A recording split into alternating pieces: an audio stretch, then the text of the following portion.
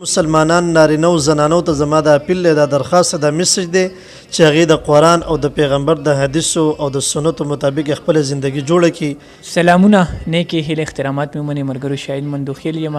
ملګرو مندرس صاحب فاروقي ته انځري کلي ته راغلي یو، دلته او قاري صاحب را سره هم ناست دی او په ګڼ شمېر باندې چې کوم دي ختمونه وشول، نو راځئ چې قاري صاحب ته په پروګرام کې هرکلی هم ووایو او څه پوښتنې به هم تنه کوو. قاري صاحب په پروګرام کې ته اول هرکلی وایم.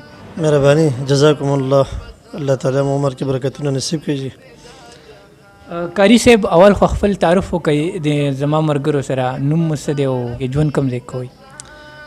ما محمد زاهد نوم دی او تقریبا یو 12 کاله مې وشو په دې انځري کلي کې آباد یم. دلته مدرسې کې خدمات کوم او دا مدرسه د یو وړه غوندې کې اداره مو شروع کړې ده د خلکو عوامو په تعاون باندې. الحمدلله نن یو ډېر ښه پروګرام وشو او د هغې خپل محنت هغه نتیجه ثمره موږ ولیدله. ډېر شی طلبا او حافظان جوړ شو، دلته کې ناظرې ختمونه وشو او د محفل حسن قرات انعقاد مو کړی. هغې کې ماشاءالله ډېر لوی تعداد باندې قرا حضرات علما شیوخ راغلي وو، هغوی تلاوتونه بیانونه او د دې ټول علاقې مشران د خوړې سپینګري او ټول علاقې چې کوم دی علما حضرات راغلي پروګرام کې موږ سره شرکت وکړو.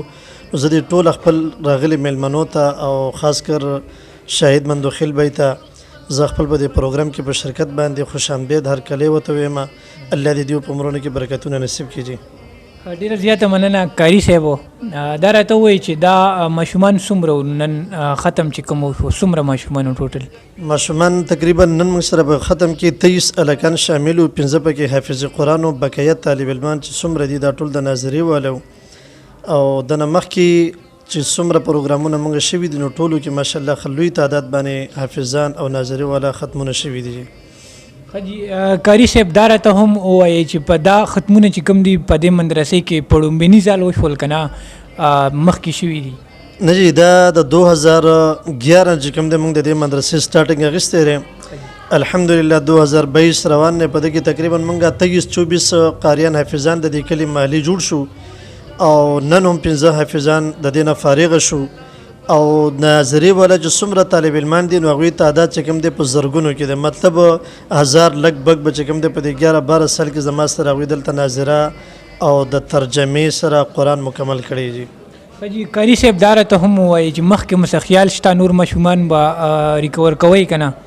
اراده خو مې شته او الله رب العالمین نه امید لرو چې الله تعالی دې موږ ته استقامت نصیب کړي او دا شته خدمات چې کوم دی الله دې دا قبول کړي او مزید اراده مو ډېرې دي.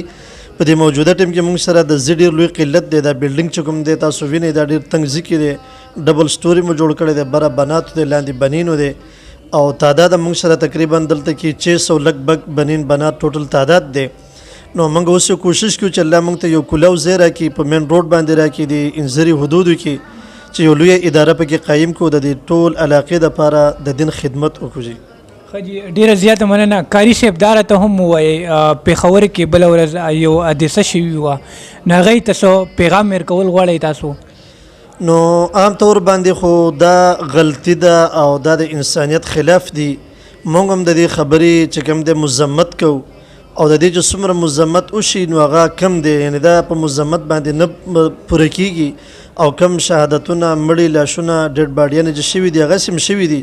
خو دا زموږ د ګورمنټ ناکامي ده چې هغه په دې دومره ګنجان شهر کې دننه هغوی مطلب دومره لوی عبادت خانې ته وګورئ او د هغې سکورټي نشته او د هغې څه نتیجه راونه وته، یعنې شپېتو پورې تقریبا شهادتونه وشو او هېڅ ګرفتاري یا څه مضبوط دغه چې کوم دی اقدام وانخیستی شو په دې باندې.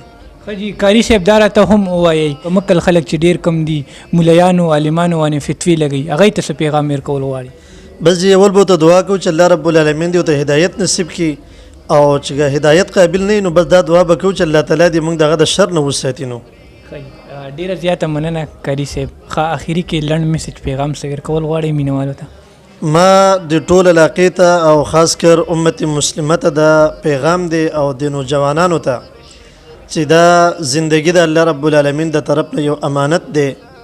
دا په روزګار کې هم تیریږي، په تعلیم کې هم تیریږي او دینی کارونو کې هم تیریږي لہذا کوم انسان چې خپل ژوند د مازه سره وتړي د قرآن سره وتړي نو د دنه بهترین ژوند بل نشته نو ټول مسلمانان نارینه او زنانو ته زما د اپیل دی د درخواست د میسج دی چې هغې د قرآن او د پیغمبر د حدیثو او د سنتو مطابق خپل زندگی جوړه کړي نو زه به دغه خبره کول غواړم. ډیره زیاته مننه مرګرو تاسو کاری صاحب کوم دي چې خبرې واورېدې عمل نور ستاسو کار دی مخکې کول نه کول ستاسو کار دی او ما شاهد مندوخیل ول تاره که اجازت ښه ده او باید بریالي اوسئ د لوی الله په امان. را بشید زن کدن پتا خوالیک دی عمر شی زر کال خود بمری تور خور لابدی په دنیا کې جوړوي سل بنگلی